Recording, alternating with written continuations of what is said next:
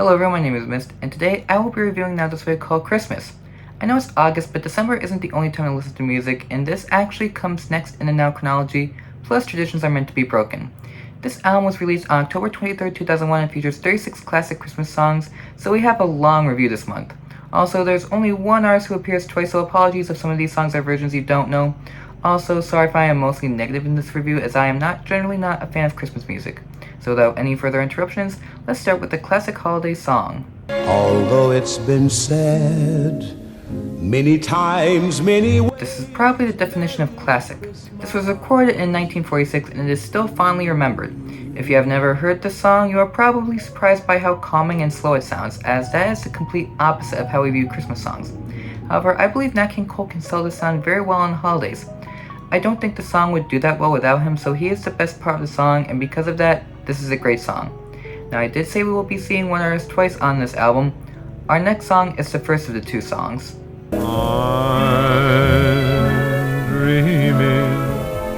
Okay, I thought the last song was the oldest song on the album. I was wrong. This was recorded in 1942, and unlike the last song, you can hear how muffled like the sound was back then. I don't hold that against the song though, and I do like how the song is about reminiscing about an old-fashioned Christmas setting.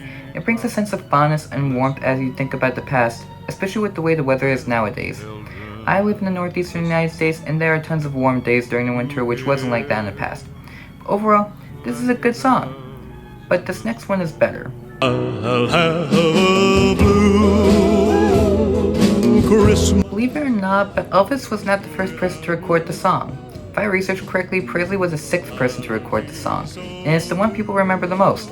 Presley recorded this in 1957, 9 years after the first one, and I think it's a good song. Admittedly, my fondness for country music is a big reason why I like this, but it doesn't take away from how good this sounds. Despite talking about missing someone, Presley brings it to such a level that you don't care about the lyrics and you just want to dance to it. Now, I have heard many covers of this song, but Presley's is among the best. And now, on to one of two Rat Pack singers on this album. Have yourself a merry... The song was also recorded in 1957. However, Sinatra modified the lyrics to the song. The song actually used to be sadder, but Sinatra's changes brought a happier message to it. I think that because of the changes, it brings a more festive feeling toward it. You can also feel that cheer, though, through his voice as he sounds very happy singing the song. I think Sinatra's changes are for the better when it comes to this song, and I am happy for it. Now, we will be talking about some more upbeat songs, depending on the artist. And we are starting that off with...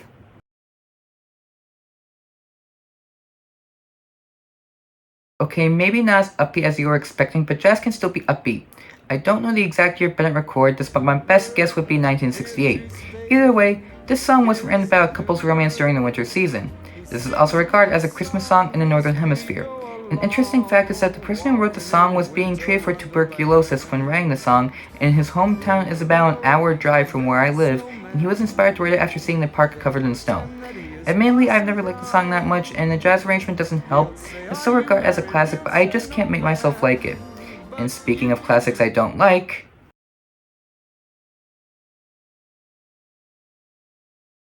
This song, simply put, is about riding in a sleigh and other wintertime activities.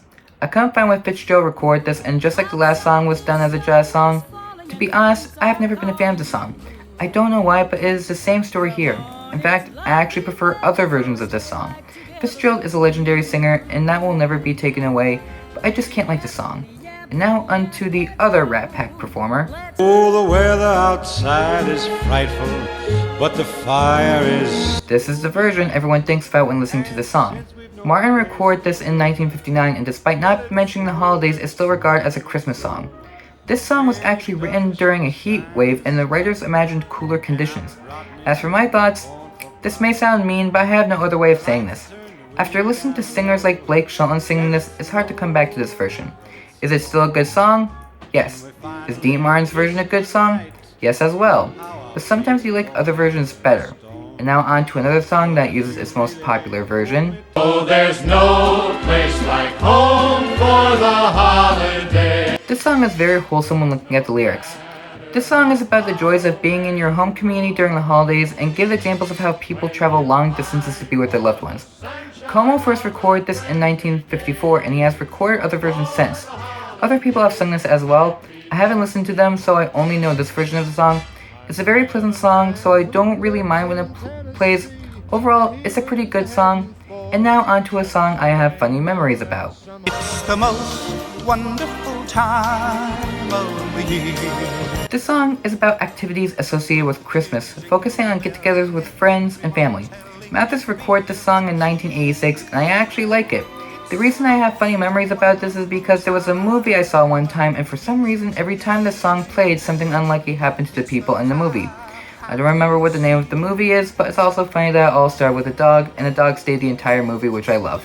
I also like how Mathis' version of the song, it sounds so happy and fun to listen to, and in my opinion, better than Andy Williams' version. And now on to a song that a lot of people probably dance to. Have a holly jolly Christmas. It's the best time of... Yeah, this is a fun song to listen to. The song was recorded in 1964 and was first featured in the Rankin Bass special Rudolph the Red-Nosed Reindeer. I actually own a cowboy Santa statue that will dance to Alan Jackson's rendition of the song, but I won't be upset if the statue used this version. The song is great, it's fun to listen to, and it's one of the most popular Christmas songs of all time. If for some reason you have never heard the song, go check it out. And speaking of the Rankin Bass special, Rudolph the red-nosed reindeer had a very shiny... I would be surprised if some people don't know this song. This was recorded in 1949, and this song is seen as an instant classic. This is probably the first Christmas song that everyone is taught to sing as kids, and it's no wonder why. Everyone knows this song and it's easy to sing along to. For me, it's a little mellow for me to place among the best, but it is still a great song. Now on to another children's Christmas song. Grandma got run over by a reindeer walking home. This is another fun Christmas song. This was recorded in 1978 and made as a novelty Christmas song. However, it is still a fun song. It sounds great all these years later and also has that storytelling aspect as well. There have been covers of the song, but they cannot capture what makes the original so great. And there is a reason everyone listens to this version. This is a song that should be known by everyone, so if you don't know it, go check it out. And now on to the second most popular Christmas song whenever the season comes around. Rocking around the Christmas tree at the Christmas party. Now on to some more popular songs. This song was recorded in 1958 and was written by the same person who wrote A Holly Jolly Christmas and Rudolph the Red-Nosed Reindeer. Lee recorded the song when she was 13 years old and is part of a genre known as rockabilly. Despite that, I would say it's a decent song. It sounds nice and it's easy to see why it's so popular. And now on to the third most popular Christmas song. Jingle bell, jingle bell rock. Jingle bells. Here's a danceable Christmas song. This song was recorded in 1957 and has become a popular holiday song since it first hit the radio. It is no surprise how it did that, as it has a really catchy beat and it's just as easy to lose yourself in. This song is a great example of how to create a Christmas song to get everyone moving, and with it being a Christmas song, it also helps celebrate the holidays. Now on to a slightly different sound when it comes to Christmas music.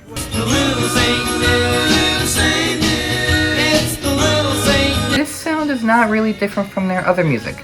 This song was recorded in 1963 and applies to hot rod themes about Santa and his sleigh. This song would have been a surprise if a band other than the Beach Boys recorded this, so it's not surprising that it sounds like this. It is still a pleasant listen though and shows a new sound to listen for Christmas music. If you ever want Christmas music to sound different and you haven't heard this song, go listen to it. Now on to a few more obscure Christmas songs before we look at well-known ones again. Merry Christmas, darling. This is probably the first time I like the song from the Carpenters. The song was recorded in 1970 and is about a love interest that the writer had at the time. The song has a really pleasant tune to it, and for once I wasn't bored listening to one of their songs. This also has a different sound than other holiday songs did at the time, so this was an original sound for holiday music, and many Christmas songs have had a similar sound since then. This was a really pleasant listen and should be known by more people. Now I would be surprised if you guys knew this next song, especially since this album was the first time I had heard it. God rest ye merry gentlemen, let nothing you despise. I also forgot how strange this song is for new listeners. If you don't know, this song was recorded specifically for this album, making the recording for this being done in 2001. The song is a mashup of two Christmas songs, one of which we'll be talking about later, and it sounds really good. Mattea also found a new sound that she generally doesn't make music in, but she still sounds really good. If my reviews haven't been enough to get you to buy these albums, hopefully this song does. Now remember when I said one artist appears twice here? This is the second song, and this time, he is not alone.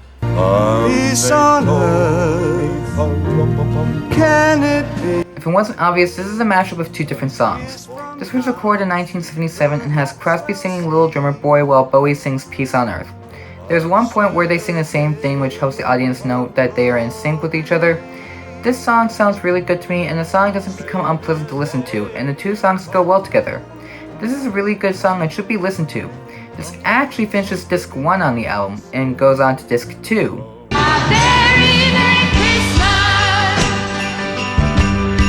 This song is a pretty well-known holiday song. This song was recorded in 1971 and also acted as a protest song against the Vietnam War. We don't necessarily see protest songs be part of holiday songs as well, but these all managed to do it. However, this song I can't like more than I already do due to how much it has been played over the years, so while I like this song, I can't enjoy it more. Now onto a song that's popular, but done by an artist that can do this song well. You better watch out, you better not cry, you better... I expected the song to sound different for some reason.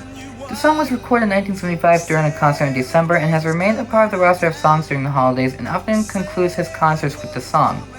The song has more of a soft rock feel to it and is not as hard-hitting as his other songs. I expected to hear the song as a hard rock song, but the song is not bad in the way it was done. This is a nicely done song and a great holiday classic, and speaking of holiday classics...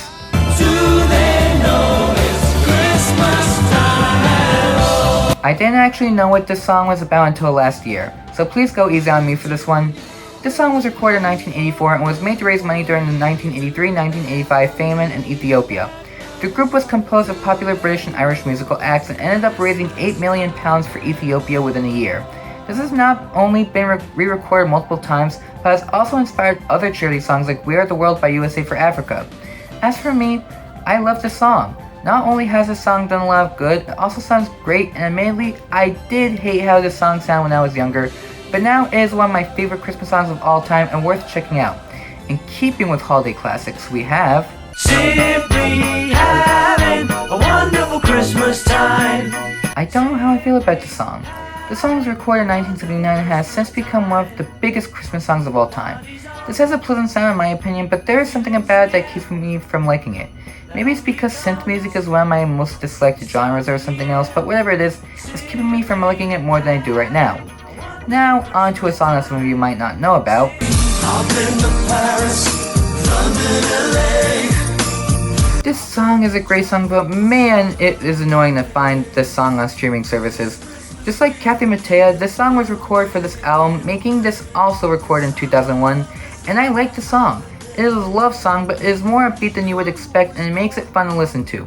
I like the song, and if there was a reason to get this album, this is it. I forgot if I said that already, but now we're getting to less known Christmas songs, or less known covers of famous Christmas songs, and we are starting with... It must have been old Santa, 'cause I saw his big red hat.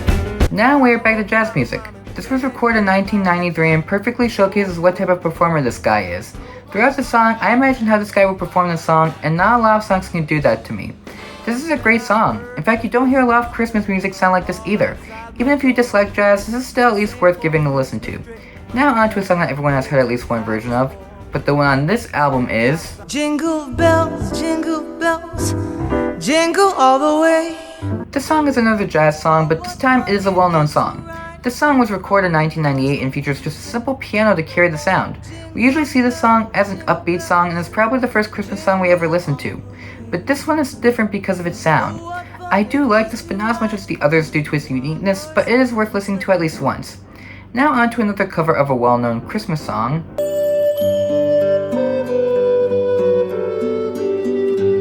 This is the first time we are talking about a song without lyrics. I don't exactly know when this was recorded, but a lot of sites said in 1885, which I don't necessarily believe. Anyway, this is a beautiful song to listen to. You can feel relaxed listening to this, and it is very pleasant to listen to, and since there's no words, you can just fill them in yourself while listening. This is probably one of the oldest Christmas songs of all time, and this rendition was a really good one. And while we're on old Christmas songs...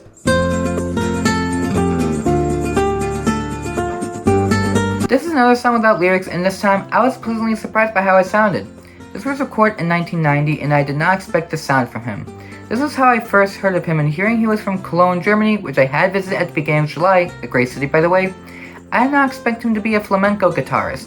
and throughout the song you can definitely hear that sound from him. It is a unique take on a song we all know, and it makes it interesting to listen to. If you ever want to hear a new take on a famous song, check this out. Now on to a few songs where I don't know what I am getting into. Starting with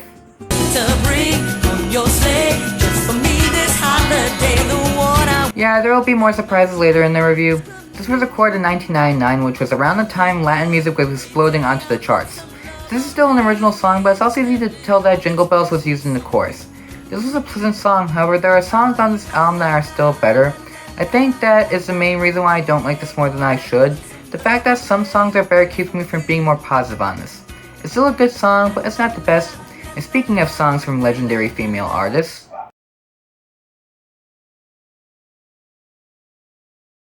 I don't know any other words to describe the song other than beautiful. The song was recorded in 1998 and it sounds like a really good song. A lot of songs from Celine Dion can be described as beautiful, and this is one of them. Dion is a legendary performer for a reason, and this is a good reason why. She really showcases how powerful her vocal ability is and shows why she is remembered. This is a great song and I definitely recommend listening to it. Now onto another classic song that is covered.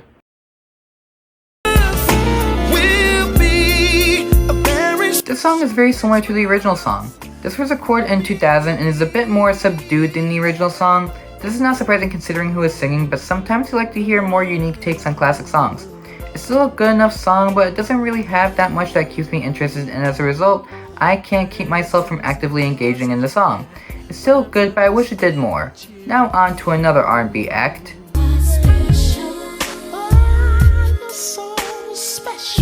Well, at least this sounds interesting. This song was recorded in 1996, and for some reason, this sounds weird in a way that makes me feel a bit uncomfortable.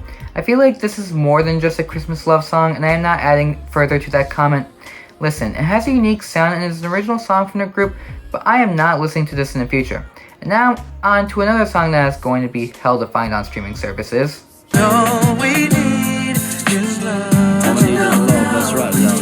This song is actually artists from the record label Big Yard Music Group, which Shaggy launched.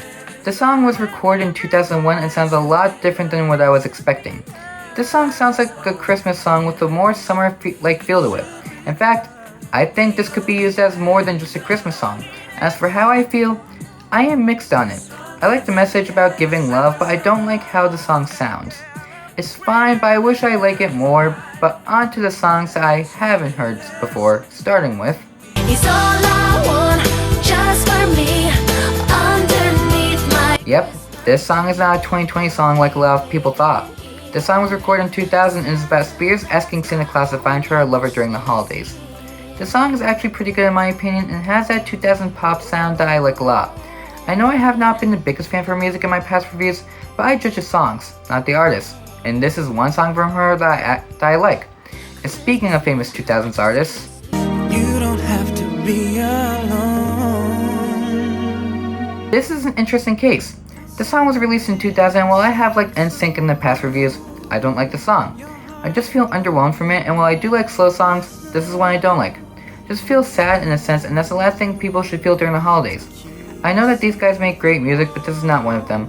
Now our last few songs are songs that I know of, but I don't know these covers, and we are starting with Oh, come, all ye faithful. The song changes as you listen to the song. It starts off really slow and quiet, and then as the song progresses, it gets louder and more bombastic. The song was recorded in 1995, and personally, I like the latter part more. I just like when Christmas songs get like this more, and some of my favorite Christmas songs are upbeat, while there aren't many holiday songs I like that are slow. Vandross is a great vocalist, but that won't be enough for me to fully like the song. And now on to our final song. Silent night. I should have expected the song to sound like this. This was recorded in 1993 and has absolutely no music whatsoever. The song is nothing but the vocalist voices, which kinda upsets me. They have great voices, don't get me wrong, but I really would have liked to see some sort of melody throughout the song. It just doesn't impress me enough to make a good impression. But to be honest, it is kinda hard to find a song with melody for this, and once again, I could be wrong about that, but that is just my honest opinion. And that is it for this review. Honestly, I was a lot more positive than I thought I would be, so I guess that part of the intro was wrong. Christmas music has become such an important part of the holidays, and I know I probably made some people upset, but when you make an opinion about anything, people get upset anyways. As for the best song, since this is 2 discs, I'll pick one for each disc. For disc 1, I have to go with The Most Wonderful Time of the Year by Johnny Mathis. And for disc 2, I have to go with Do They Know It's Christmas by Band Aid. More songs I like will be in the description, and next month we'll be going back to the main series for more top hits. Until then, my name is Mist, and take care everyone.